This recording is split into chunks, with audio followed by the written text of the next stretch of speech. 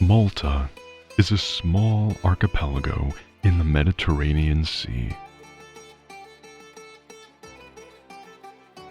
It's known for its beautiful beaches, history, culture, picturesque landscapes, and above all, its warm climate.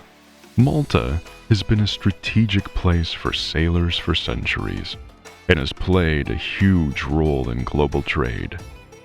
This archipelago is home to some of the oldest temples and one of the warmest, friendliest, and most generous peoples in the world. Welcome to Gone Travel Channel, and today we will show you 5 gems of Malta that should convince you to visit this beautiful jewel, Gozo Island.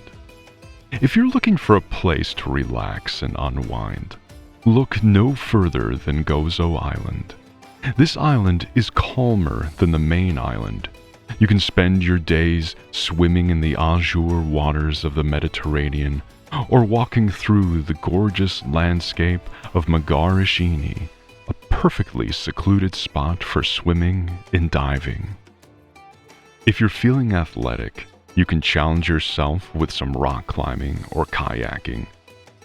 Valletta Bay has stunningly beautiful coastal scenery with dramatic coastal rock formations.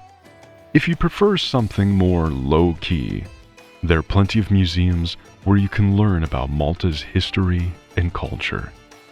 Some top-rated museums in Gozo are Tokola Windmill, which provides an insight into the Gozo people's culture, Valletta Marine Environmental Education Center, and others with tons of historical and cultural artifacts that are well preserved. The megalithic temples in Gozo are a fascinating collection of ancient structures that have stood the test of time. Gigantia is a temple complex here, which is even older than the Egyptian pyramids. Marsaxlokk. Marsaxlokk is another gem of Malta and is actually a fishing village. It's located on the island's coast, and its main attractions are fishing boats and windmills. The area is also known for its fish market, which is one of the best in Malta. Tourists who visit Marsaxlokk will enjoy looking at how fresh fish is prepared for customers' orders. The village is full of friendly and welcoming locals who are always ready for a chat or to give tips about where to go next. The village is mainly known for its weekly Sunday fish market set up along the seafront and for a tourist market during the rest of the week. You can check out the colorful Maltese fishing boats here called Luzu, an iconic symbol of the country. The area has a number of restaurants that serve fresh seafood dishes, including crab cakes and squid rings. Some of these restaurants also offer live entertainment, such as bands playing popular songs or local musicians playing traditional Maltese music. Comino Island. Lagoons at Comino Island are located just off the coast of Malta. This tiny island is home to several unique attractions that will give your next trip an added dose of adventure. For example, if you're up for some snorkeling or scuba diving, you'll find that the underwater world around Comino Island is teeming with colorful fish and corals. You can even explore the sunken remains of the ships that have been lying at the bottom of the Mediterranean Sea. The Blue Lagoon is the most popular lagoon in Malta, located between Comino and the islet of Cominoto. The breathtaking, crystal clear and blue waters are perfect for swimming, snorkeling, and scuba diving. It is overfilled with tourists in peak season. Try to visit another place called Crystal Lagoon instead, which is comparatively less crowded because it is only accessible by boat. You won't have the overcrowded experience, but an equally mesmerizing, photogenic surrounding. Mdina. Another great place to see in Malta is the 8th century BC city of Mdina, which is surrounded by defensive walls. Mdina is charming yet very small, just about a third of a mile, but it has plenty to see. This city served as the capital of Malta from antiquity to the medieval period.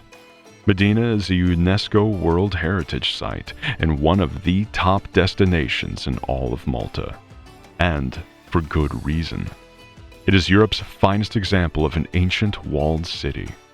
Most of the buildings here were built between the 12th to 16th centuries, but buildings aren't the only thing worth seeing here. Several museums in the area also focus on different aspects of Maltese history and culture. You'll find museums dedicated to everything from art to archaeology to natural history and more.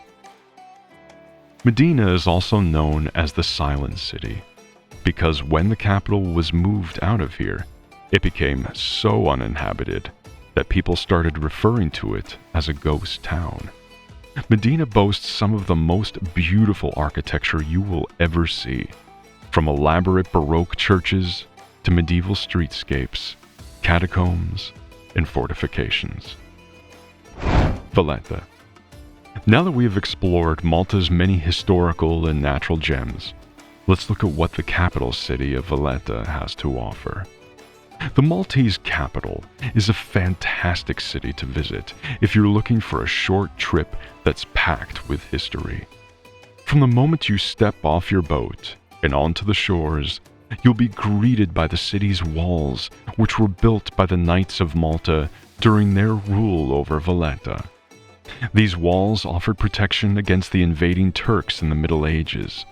The walls are still intact today and are a fascinating part of Maltese history. The city itself is filled with historical sites, forts, cathedrals, and museums.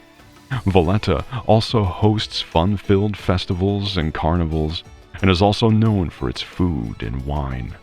You'll find lots of restaurants of Michelin-starred quality, bustling steakhouses, and harborfront eateries. Octopus is a very common Maltese specialty and is served in several delicious ways. And don't forget to taste the rabbit stew, another famous dish here. All in all, your trip to Malta will be one of a kind and filled with amazing experiences and sights to remember, as it is, after all, a great open-air museum. Tell us about your favorite places in Malta in the comments section below, and please keep watching our videos.